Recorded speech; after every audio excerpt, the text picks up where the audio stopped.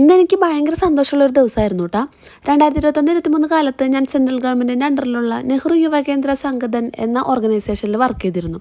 എന്നെ ഒന്നുകൂടെ ബോൾഡാക്കിയതും എനിക്ക് കുറച്ചുകൂടെ ധൈര്യമൊക്കെ വന്നതും അവിടുത്തെ പ്രവർത്തനങ്ങളിലൂടെയാണ്.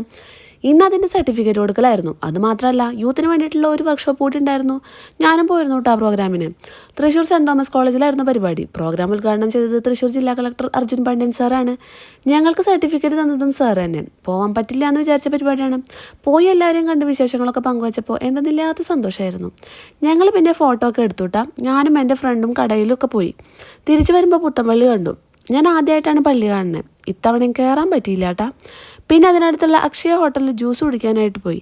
അവിടെ ഫിഷ് ഫ്രൈയും ഫിഷ് കറിയൊക്കെ ഷെൽഫിൽ കണ്ടപ്പോൾ വിശപ്പറിയാതെ വന്ന പോലെ തോന്നിയിട്ടാ. അവിടെ നിന്ന് നേരെ ബസ് സ്റ്റാൻഡിൽ വന്ന് ലിമിറ്റഡിൽ കയറി നേരെ വീട്ടിലെത്തി.